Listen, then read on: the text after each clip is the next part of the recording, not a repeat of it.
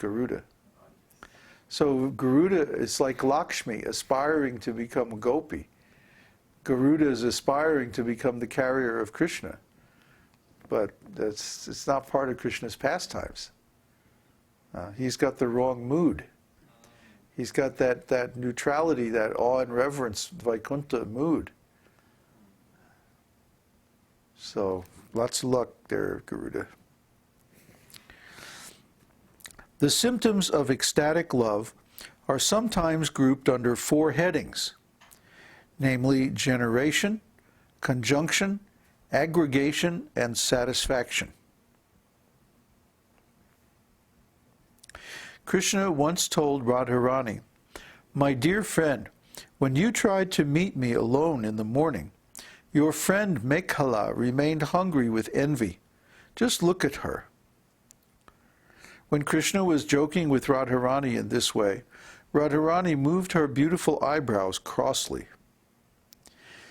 Rupa Goswami prays that everyone may become blessed by this movement of Srimati Radharani's eyebrows. This is an instance of the generation of malice in ecstatic love of Krishna.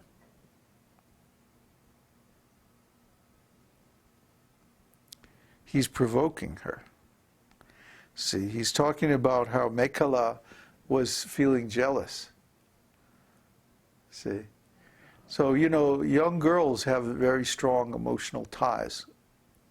So if Krishna accuses Srimati Radharani's friend of being jealous of their meeting, see, then he's coming in between the relationship between these 2 young girls, which is not a very good thing to do, if you've ever tried it.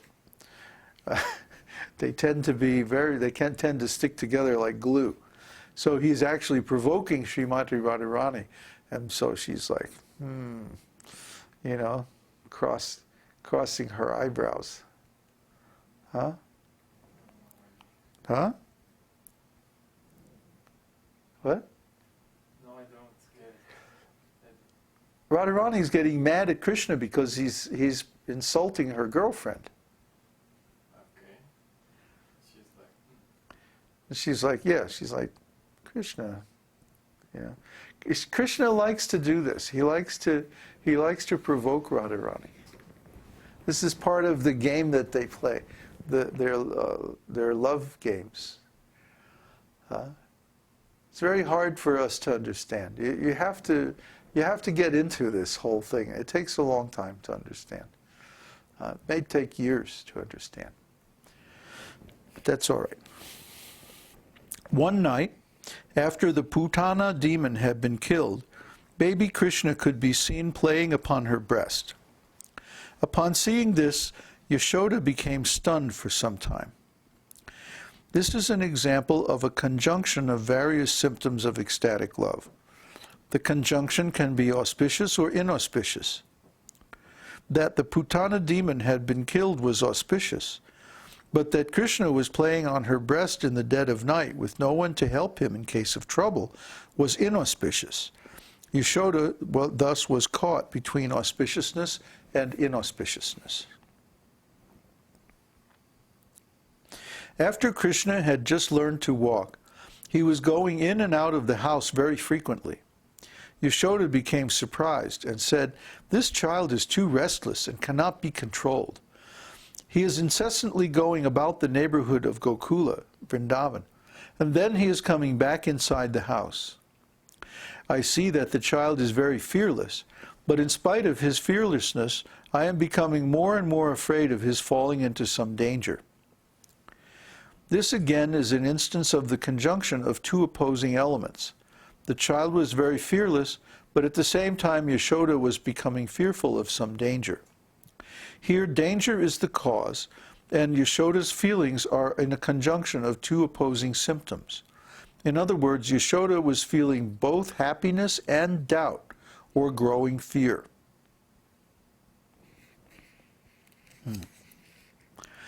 When Devaki, the mother of Krishna, saw her son very jubilant in the presence of the wrestlers in Kamsa's arena, 2 kinds of tears were simultaneously gliding down her cheeks.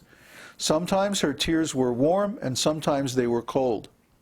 This is an instance of a conjunction of jubilation and lamentation due to different causes of ecstatic love.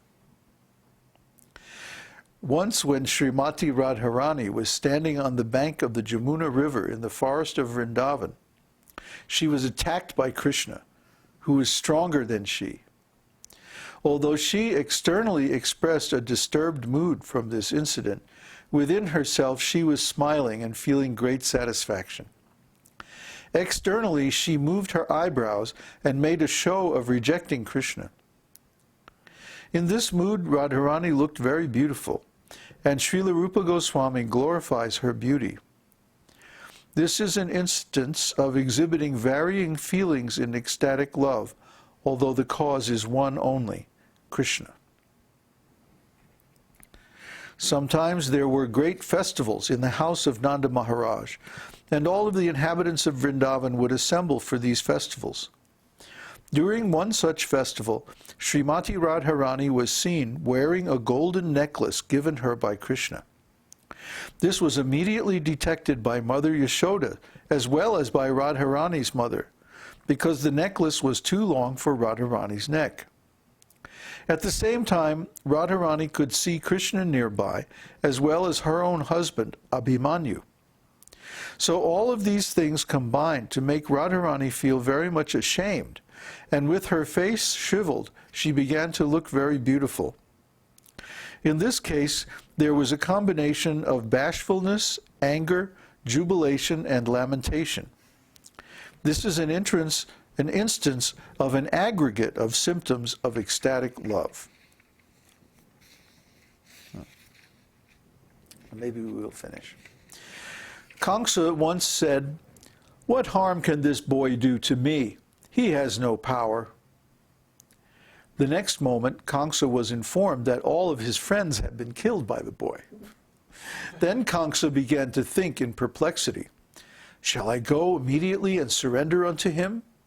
But how can a great warrior do this?" The next moment he thought, "Why should I be afraid of him? There are still so many wrestlers standing to support me." But the next moment he began to consider, "This boy is certainly not common, because he has lifted Govardhan Hill with his left hand. So what can I do in this connection? Let me go to Vrindavan and inflict pain on all the residents there. But still I cannot even go out, because my heart is trembling from fear of this boy." Oh boy, is he mixed up, huh? Poor Kamsa. This condition of Kamsa's mind reveals an instance of pride, lamentation, humility, determination, remembrance, doubtfulness, anger, and fear. Actually, 8 different symptoms comprise the mental condition of Kamsa. This is another instance of an aggregate of symptoms in hopeless ecstatic love. Oh boy. One householder devotee once said, "My Lord, I am so wretched that these two eyes are never desiring to see the glorious city of Mathura. Therefore my eyes are actually condemned. I am nicely educated, but my education has simply been used in government service.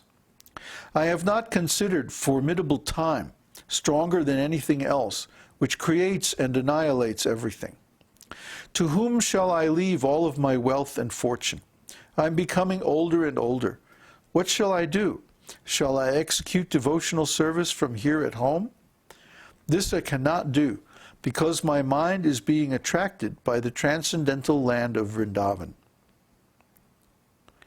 This is an instance of hopelessness, pride, doubt, patience, lamentation, determination, and eagerness, an aggregation of 7 different symptoms in ecstatic love of Krishna. There is a proverb in Sanskrit which says, "Disappointment gives rise to the greatest satisfaction."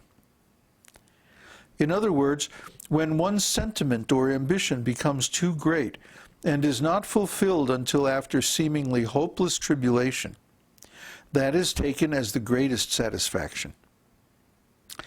Once, the cowherd boys in Vrindavan were vainly searching for Krishna for a long time, and for that reason their faces became blackened and their complexions appeared faded. Just then they could hear on the hill a faint vibration from Krishna's flute. Immediately all of them became very much gladdened. This is an instance of satisfaction in the midst of disappointment. Srila Rupa Goswami says that although he has no expert knowledge about the sounds and meanings and mellows of the symptoms of ecstatic love, he has tried to give some examples of different varieties of love of Krishna. Well, if he doesn't have any knowledge, then where are we? He further states that the 33 disturbing symptoms of ecstatic love, plus 8 other symptoms, all taken together equal 41 primary symptoms of ecstatic love. These